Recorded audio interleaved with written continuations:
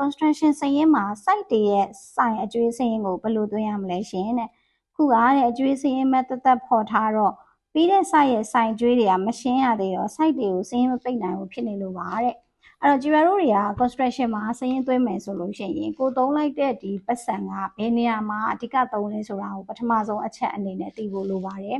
ကိုကဒီအဆောက်အဦစောင့်နေစဉ်အတွင်းမှာဒီပစ္စည်းတွေဝယ်ဖို့အတွက်သုံးလိုက်ရတဲ့ပေးရမယ်ပတ်စံလား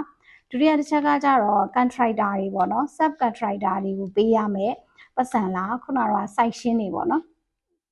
အဲ့ဒီပတ်စံလားဒါမှမဟုတ်လို့ရှိရင်နောက်ဆုံးတစ်ချက်ကကြတော့ကိုကပတ်စံမလောက်တော့ဘူးပေါ့နော်ဒီအထက်ကနေပြီးတော့မှချပေးတဲ့ပတ်စံကမလောက်တော့ဘူးမလောက်တဲ့အတွက်ကြောင့်မလို့ချီးငွေယူထားတယ်ဆိုလို့ရှိရင်အဲ့ဒီချီးငွေ loan financing နဲ့ပတ်သက်ပြီးတော့ construction မှာဘယ်လိုမျိုးစရင်သွင်းမလဲပေါ့နော်အဲ့တော့ဒီ၃မျိုးရှိတယ်ကိုအနေနဲ့ဒီလုပ်ငန်းထဲမှာဒီအဆောက်အဦထဲမှာစောင့်နေတဲ့ဘီလက်မြေဝယ်တာမျိုးတွေ raw တွေပေါ့နော်အဲ့လိုဝယ်တာမျိုးတွေဆိုလို့ရှိရင်စရင်သွင်းရမယ့်ပုံစံကကြတော့ဘာနဲ့ကိုသွင်းရမှာလဲဆိုရင် supplier တနည်းအားဖြင့် account ပေးတွေပဲเนาะ account ပေးတွေပဲနဲ့ construction material တနည်းအားဖြင့် inventory အနေနဲ့စရင်သွင်းပေးရတယ်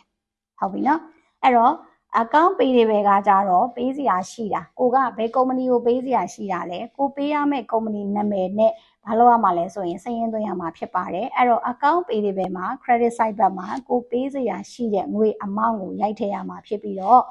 ဒီလုပ်ငန်းထဲကိုဝင်လာတဲ့ raw တွေဖြစ်တဲ့ inventory တွေဖြစ်တဲ့ construction material တွေကိုတော့ debit side မှာကိုဝယ်ထားတဲ့ amount အလိုက်စရင်သွင်းပေးရမှာဖြစ်ပါတယ်ဒါပထမတစ်ချက်ပေါ့နော်ဒုတိယတစ်ချက်ကကြတော့ဗာလဲဆိုရင် contractor တွေကိုရှင်းပေးရမယ့်ပတ်စံတွေဆိုရင်ရောဘယ်လိုသွင်းမှာလဲသူကကြတော့ contractor တွေကိုပေးရတဲ့ပတ်စံတွေကိုကြတော့ကြည်ပြတို့တွေကစရင်သွင်းတဲ့အခါကြလို့ရှိရင် work in progress အနေနဲ့စရင်သွင်းပေးရပါတယ်သူကလက်ရှိမှာလောလောဆယ်မှာပြောမယ်ဆိုရင်လက်ရှိလုပ်နေတဲ့သူတွေပေါ့နော်လက်ရှိလုပ်နေတဲ့သူတွေကိုကြည်ပြတို့တွေကဘာလုပ်ရတာလဲဆိုလို့ရှိရင်ပတ်စံပေးရမယ်ပတ်စံပေးစရာရှိတာပေါ့နော်ဘယ် site ကတော့ဘသူ့ကိုတော့ပတ်စံဘယ်လောက်ပေးစရာရှိတယ်ဆိုတာကိုစရင်သွင်းရမယ်ဆိုတဲ့အခါကြလို့ရှိရင်သူက construction WIP work in progress အနေနဲ့ debit side ဘက်မှာစရင်သွင်းပေးရပါတယ်နောက်တစ်ခုကတော့ပေးစရာရှိတာဖြစ်တဲ့အတွက်ကြောင့်မလို့ account ပေးရပဲဆိုတဲ့စရင်နဲ့စရင်သွင်းပေးရပါတယ်account ပေးရပဲမှာတော့ဒီတစ်ချိန်မှာဒီတစ်ချီမှာကတော့ sub contractor ဆိုတဲ့နာမည်နဲ့စရင်သွင်းပေးရမှာဖြစ်ပါတယ်အရှိပိုင်းကကြတော့ material တွေဝယ်တာကကြတော့ raw material အနေနဲ့ inventory အနေနဲ့စရင်သွင်းရမှာဖြစ်ပြီးတော့ဒီ contractor တွေကိုပေးရမယ့်ဟာတွေဒါမှမဟုတ်ရင်ပယံတွေကိုပေးရမယ့်ဟာတွေဒါcontractor သဘောပဲလေနော်ပယံကိုတော့ကြည်ရတို့ဓာတ်ရိုက်ပေးစရာမလိုဘူးပေါ့နော်အဲ့လိုမျိုး sub contractor တွေကိုပေးရမယ့်ပတ်စံတွေဆိုလို့ရှိရင်တော့ contractor name အလိုက် credit side ဘက်မှာပေးစရာရှိတဲ့ပတ်စံကို account ပေးတွေပဲအနေနဲ့စရင်ဖော်ပေးရမှာဖြစ်ပါတယ်ပြီးနောက်တစ်ခုကကြတော့ project financing အတွက်ကိုကငွေချီးလိုက်ရတယ်ဆိုလို့ရှိရင်စရင်သွင်းပေးရမယ်ပုံစံက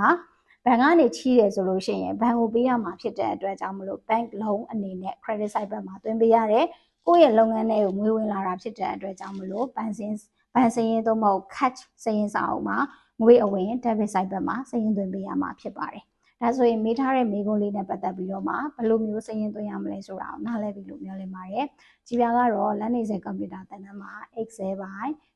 data analytics ပိုင်းလုပ်ငန်းရှင်တွေကို format တွေကိုချပေးနေတဲ့အဓိကတာဝန်တွေကိုသင်ကြားစနစ်တကျ format ချပေးနေတဲ့ trainer and founder တယောက်ဖြစ်ပါတယ်ကြည်ပြတို့ရဲ့သင်တန်းမှာဆိုလို့ရှိရင်အပြင်တန်းမှာလည်းတယောက်ချင်းစီတဦးချင်းအတက်သင်စနစ်နဲ့သင်ကြားပေးတယ် online ကနေလည်းတက်လို့ရတယ် online ကနေတက်မယ်ဆိုလို့ရှိရင်တော့ကြည်ပြတို့သင်တန်းမှာက